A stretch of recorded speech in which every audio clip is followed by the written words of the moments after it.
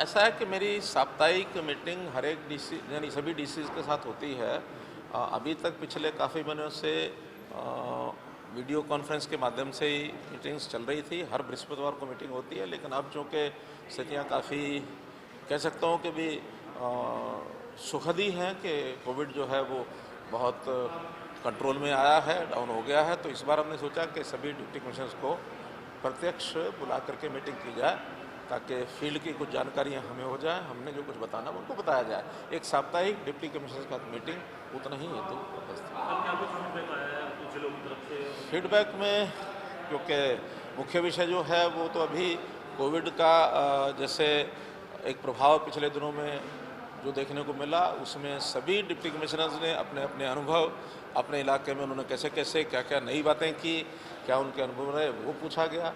कुछ उनको सुझाव भी आए हैं कि जहाँ जहाँ उनको कठिनाई महसूस हुई, सुधार के नाते क्या सुझाव हो सकते हैं, उसमें भी चीज़ें सामने आई। जैसे हॉस्पिटल्स के अंदर कुछ सुधार करने चाहिए और ख़ास करके CHCs को और मजबूत किया जाए, और जहाँ कहीं मानो जैसे ऑक्सीजन की कमी पाई गई तो ऑक्सीजन के प्रोडक्शन के प्लांट्स ये कुछ जगह तो लग गए हैं, कुछ और लगवाया जाए। CHC लेवल तक ऑक्सीजन बेड्स बनवाया जाए। और हमारे यहाँ सेंट्रल गवर्नमेंट की ओर से भी 43 ऑक्सीजन प्रोडक्शन प्लांट ये मंजूर हुए हैं, कुछ CSR में हमको मिले हैं। तो जितने डिस्ट्रिक्ट हॉस्पिटल्स हैं, जितने CHCs हैं, सब जगह छोटे बड़े ऑक्सीजन के जो प्रोडक्शन के प्लांट्स ये लगने चाहिए।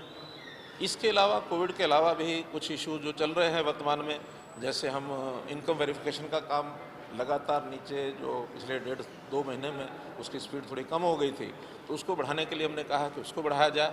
और आगामी अब 2 महीने 1 महीने के बाद बरसात शुरू होगी, तो जो हमारे फ्लड के जितने भी रोकने के या फ्लड की दृष्टि से जो प्रोजेक्ट्स लिए जाते हैं, हमने जो जनवरी में मीटिंग की थी तो उसका फॉलोअप इस बार मीटिंग में हमको मई में करना था, लेकिन नहीं कर पाए।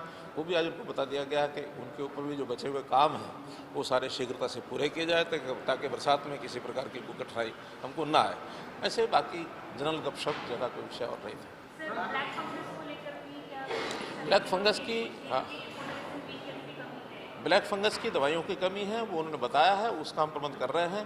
लेकिन हमारे पास कल ही अब 1000 इंजेक्शन और हमको मिले हैं, 8000 इंजेक्शन 1-2 दिन में आने वाले हैं। तो मुझे लगता है ब्लैक फंगस की दवाई जितनी हमको आवश्यकता है वो अब उसको मात्रा उसकी पूरी हो रही है, उसमें कहीं कठिनाई अब नहीं आएगी। थर्ड वेव को लेकर के क्या अनुमान है? थर्ड वेव में सबके अपने अपने अनुमान थे, क्योंकि अनुमान के आधारित होकर की बातें करनी पड़ती हैं। कोई इसका कोई प्रामाणिक बात तो अभी नहीं है, क्योंकि ICMR ने भी इसको डिनाई किया है कि कोई थर्ड वेव का एकदम कंक्रीट कोई आधार है, कोई बेस ऐसा नहीं है। लेकिन फिर भी चूँकि फर्स्ट वेव के बाद जैसे सेकंड वेव आई थी, अचानक बहुत सी चीज़ों की हमको तैयारी करनी पड़ी थी, ऐसे सेकंड के बाद थर्ड वेव भी आए, तो इन एंटीसिपेशन जो जो चीज़ें हमको करनी है वो सब करने के लिए हमने कहा है। जो बच्चों के लिए खास करके पेडियाट्रिक्स वार्ड और उनके जो बेड्स हैं उनको बढ़ाने की बात है, वो हम करेंगे। हर एक CHC के साथ एक एम्बुलेंस, ये आज हमने तय कर दिया कि कोई CHC जो होगी वहाँ ऑक्सीजन के बेड 5-5 होंगे, 5 से ज़्यादा भी हो सकते हैं, लेकिन हर एक CHC के साथ एम्बुलेंस डेडिकेट कर दी है, एक एम्बुलेंस 2 ड्राइवर्स। वैक्सीनेशन को लेकर क्या स्थिति है? खासकर जो ग्लोबल टेंडर किए थे सर, उसमें बहुत ज़्यादा कंपनियों ने इंटरेस्ट दिखाया नहीं है। ब्लैक फंगस के लिए सिर्फ एक कंपनी आगे आई है, और वैक्सीनेशन जो कोविड की है इसकी चर्चा यहाँ DCs के साथ करने का कारण नहीं था, लेकिन वैसे जो जानकारी मैं आपको बता देता हूँ कि इसमें ग्लोबल टेंडर ने किया है, लेकिन साथ ही भारत सरकार ने जैसे 2 कंपनियां तो हमारी वैक्सीनेशन के पहले चल रही हैं, तीसरी स्पुतनिक को पहले परमिशन मिल गई थी, और फाइज़र की भी बात जो चल रही है 1 आध दिन के अंदर उसको भी परमिशन मिल जाएगी ताकि 4 कंपनियाँ हो जाएंगी।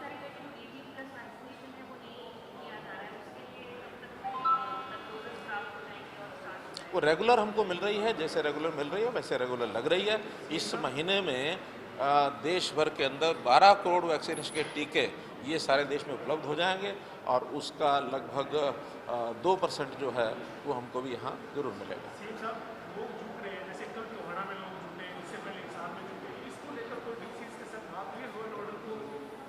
डीसीज को बता दिया गया है कि शांतिपूर्ण तरीके से अगर कोई आंदोलन होता है हमें उसमें कहीं कोई आपत्ति नहीं है, लेकिन लॉ एंड ऑर्डर को अगर कोई अपने हाथ में लेता है तो उसको बर्दाश्त नहीं किया जाएगा और उसमें जो भी कानून सम्मत कार्रवाई होगी वो डीसीज को कह दिया गया, उसमें बिल्कुल हिचकना नहीं है, उसको जरूर करें।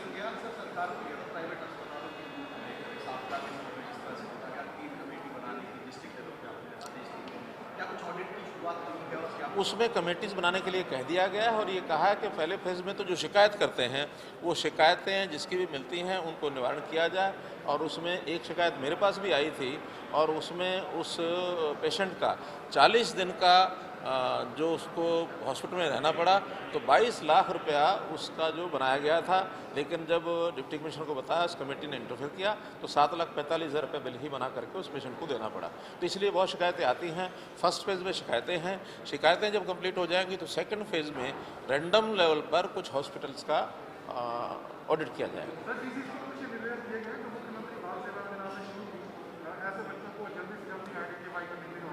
मुख्यमंत्री देखिए, उस पर चूँकि सारा डाटा हमारे पास ऑनलाइन है, इसमें डीसीज ने कुछ नहीं करना। हमारे हेडक्वार्टर के ऊपर जो डाटा है उस डाटा के हिसाब से हम उसका संख्या निकाल रहे हैं और जो बीपीएल के लोग हैं जो एडमिट हुए थे उनका 7 दिन का पैसा उनको घर भेज दिया जाएगा और जिनका हमारे पास डाटा एडमिशन का नहीं मिलेगा, HR हील करके एक हमने सॉफ्टवेयर बनाया है, सभी हॉस्पिटल को कहा है कि वो उसके ऊपर अपलोड करें और जिनका डाटा एडमिशन का नहीं आएगा उनको सबको 5,000 रुपया वो भेज दिया जाएगा, ये मान करके कि वो सब होम आइसोलेशन थे। उसके बाद भी अगर कोई प्रमाण देगा कि वो तो हॉस्पिटल में एडमिट हुआ था तो शेष बचे 30,000 रुपया वो उनको रियम्बर्स कर देंगे। अभी उसका सर्वे चल रहा है। सर, 12वीं कक्षा की जो परीक्षाएं वो रद्द कर दी हैं, अब स्टूडेंट्स के सामने ये सवाल है कब तक रिजल्ट आएगा, कब तक मार्क्स जो है। 10वीं कक्षा का तो बहुत जल्द आएगा, लेकिन 12वीं कक्षा के लिए चूँकि अभी ये तय किया गया है कि परीक्षा नहीं होगी, लेकिन उसका जो मेथड तय करना है वो एक साइंटिफिक वे में कोई तो मेथड तय किया जाएगा कि किस आधार पर उनको परिणाम उनका निकाला जाए, उनको कितने अंक दिए जाए। और फिर भी कोविड समाप्त होने के बाद एक परीक्षा का शेड्यूल जारी किया जाएगा, उसमें यदि कोई स्टूडेंट परीक्षा दे करके अपनी इम्प्रूवमेंट करना चाहता है तो उसमें कर सकता है।